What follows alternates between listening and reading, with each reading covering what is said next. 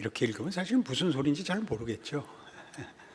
우리가 이것을 이제 원문 헬라어의 이 단어들 하나하나를 가능한 한 직역해서 뜻을 살리려고 하다 보니까 우리말로 이렇게 의역을 못해서 그렇습니다.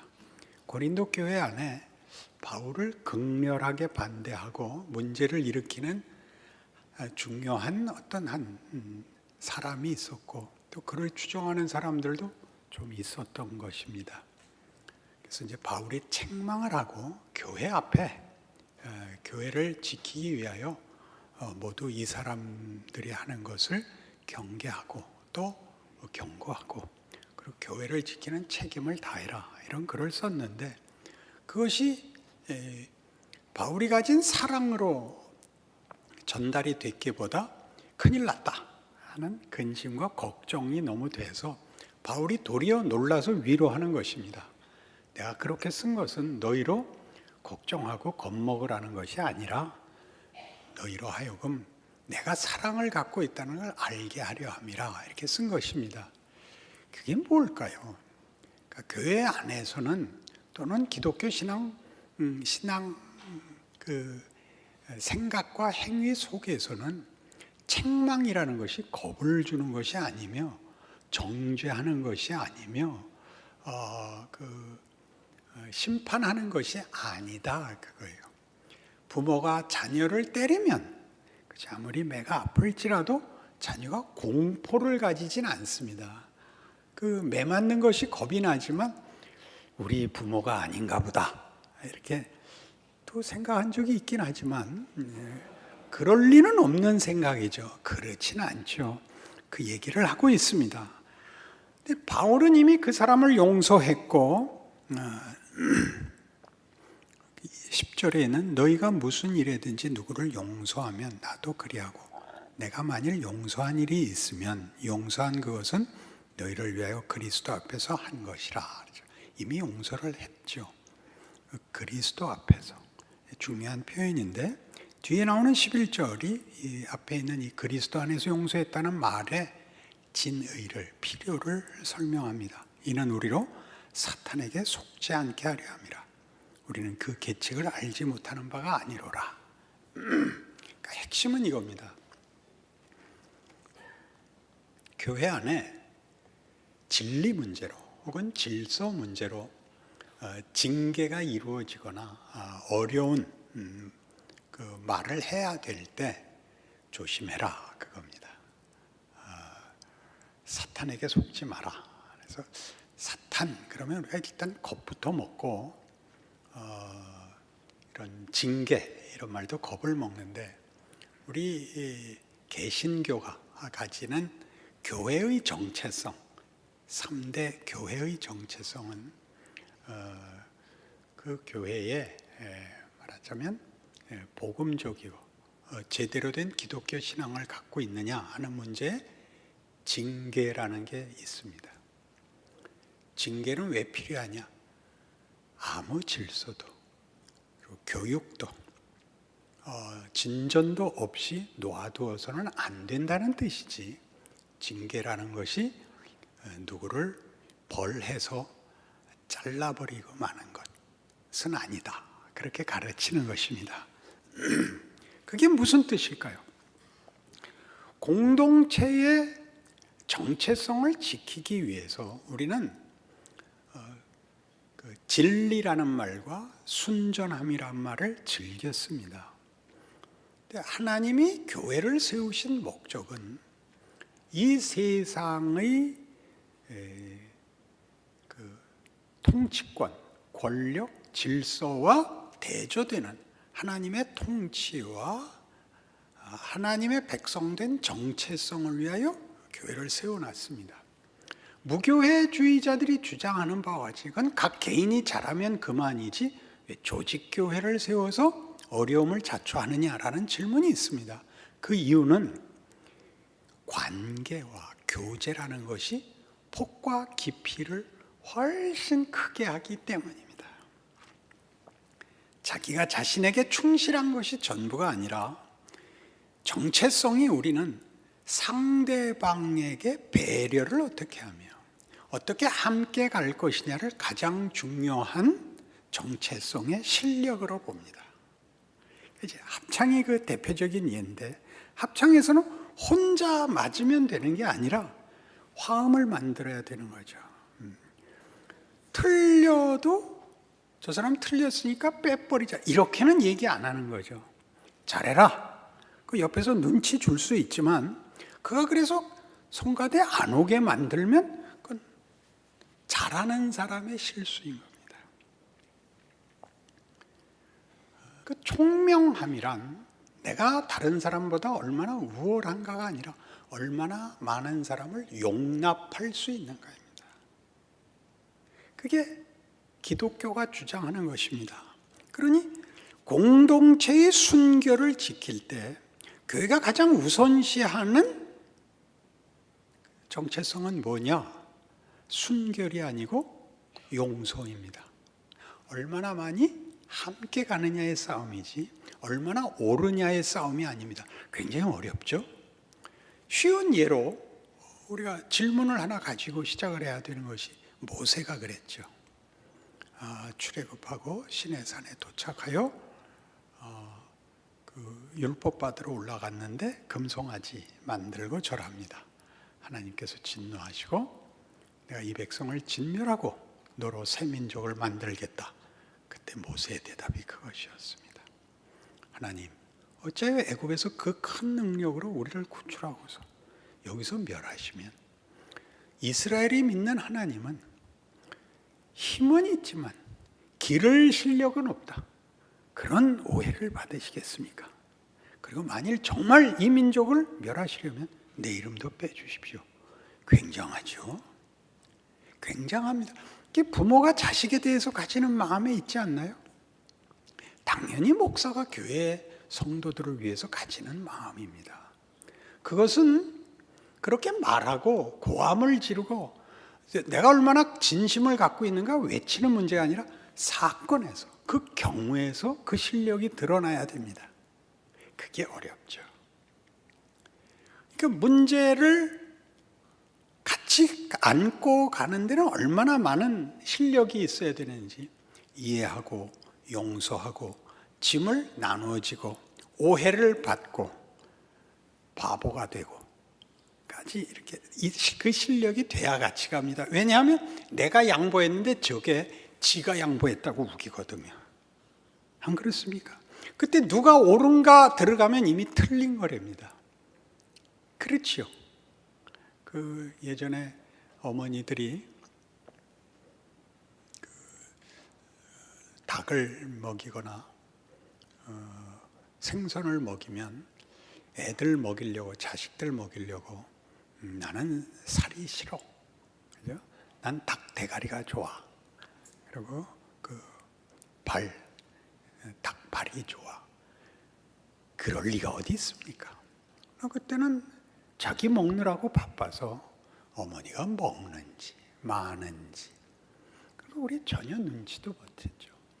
그렇게 하는 건 모든 어머니들이 하는 것입니다.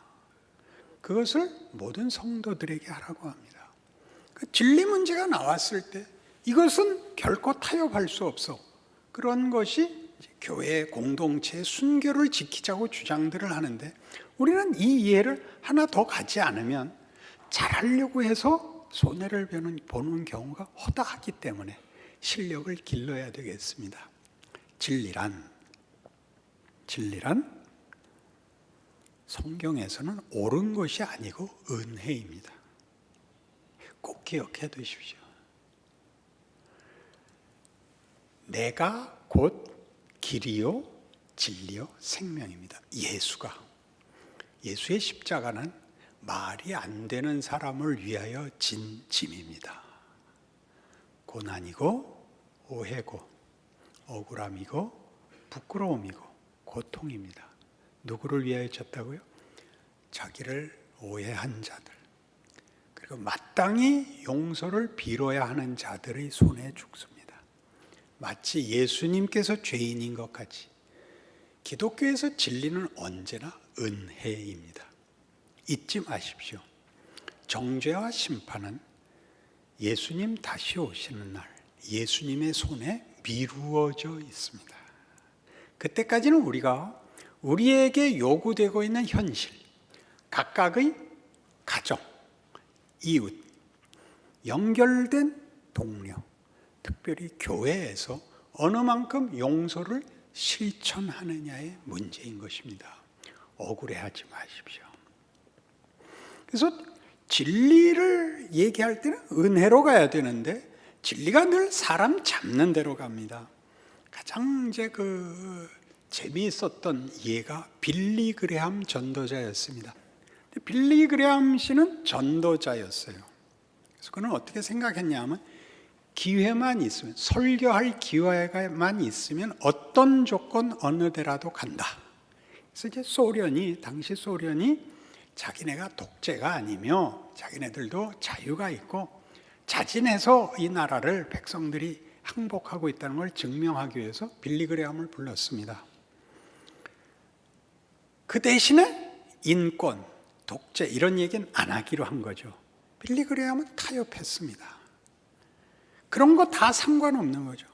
그게 관제로 동원된 청중들이든지 아니면 그것이 과시용으로 한 쇼에 불과하다 할지라도 복음을 전할 기회가 있으면 난 간다. 그리고 하나님이 일하실 줄 믿는다.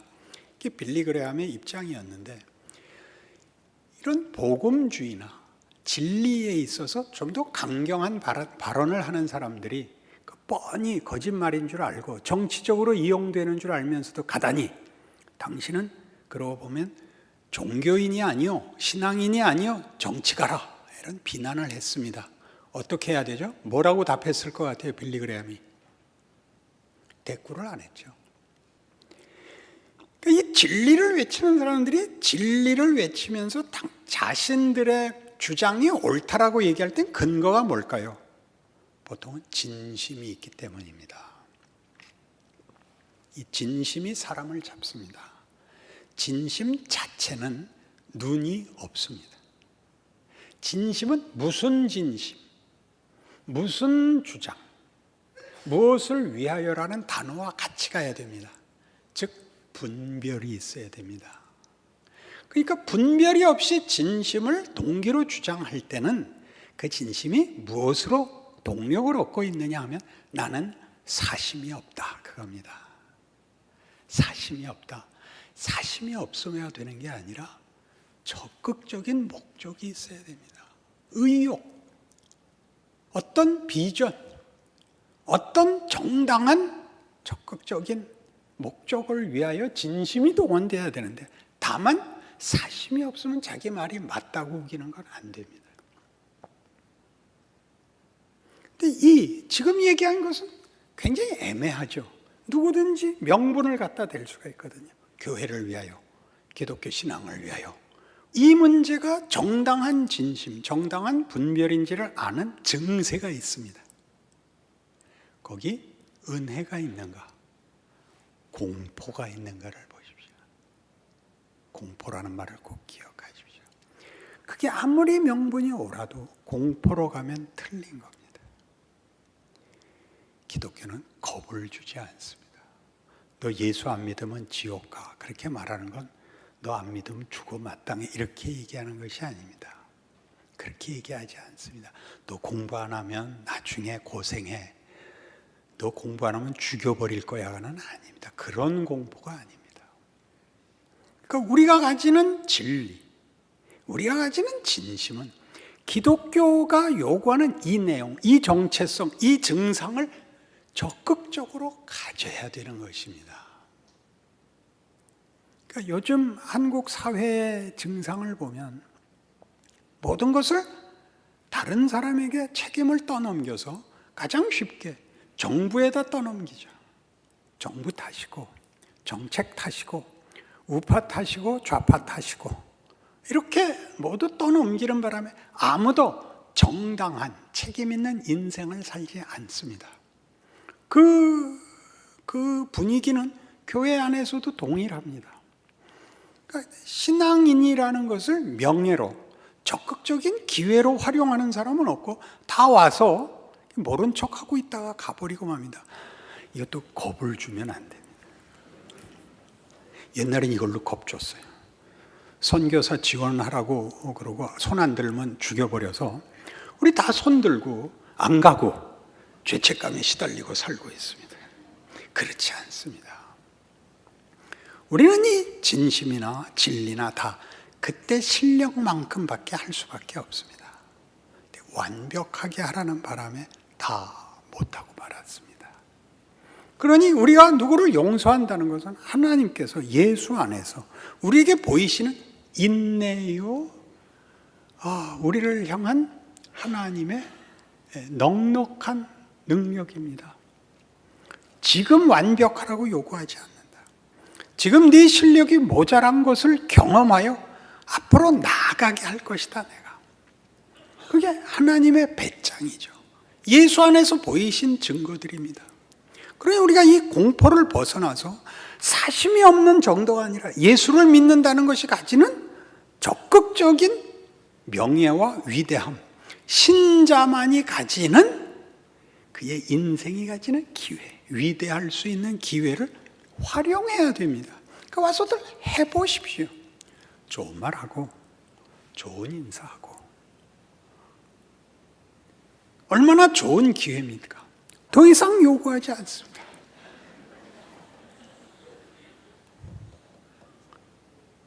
교회가 우리에게 뭘 제공하고 있는 겁니까? 이 공동체에서 하나님이 뭘 훈련하고 있습니까? 용서하는 법, 용서받는 법, 고맙다고 말하는 것, 상대방이 나보고 고맙다고 말하는 것. 그게 교회가 가지는 적극적인 목적입니다.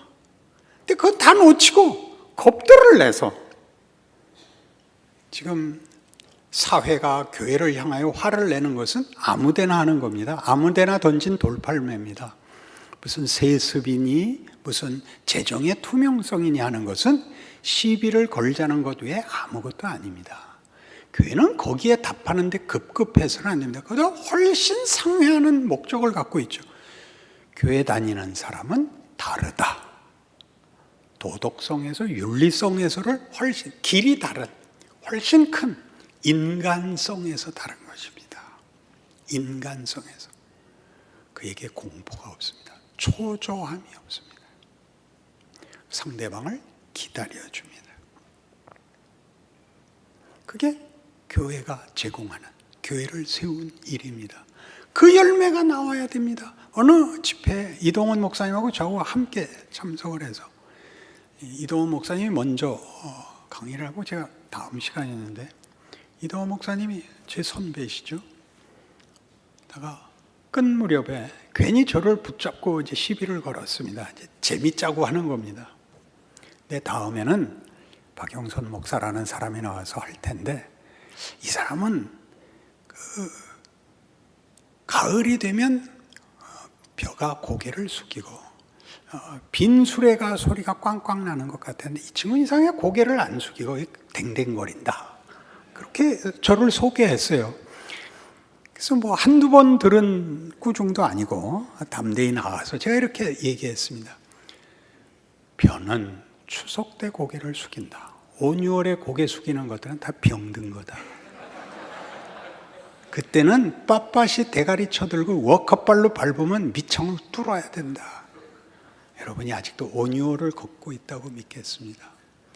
여러분, 한 공동체에 하나님이 묶어주시고 교회라는 공동체가 가지는 유익이 뭔지, 성가대의 가장 큰 재미는 뭡니까? 연습하는 것입니다. 그리고 교인들 앞에 더 실력이 있는 것 같이 속이는 겁니다. 큰 재미죠. 큰 재미입니다. 뭐라 그러겠습니까? 여기서 못 부르면 죽여버릴 겁니까? 여기서 이기면 어디 가실 겁니까? 헐리우드 보울이라도 가시겠습니까? 그럼 못 갑니다. 우리끼리, 우리가 아는 집사님이 서서, 우리가 아는 누구가 서서, 저기 갈 수 없는 사람이 가 앉아서 우리 모두를 감탄케 하는 곳, 그게 교회입니다. 여러분의 인생입니다.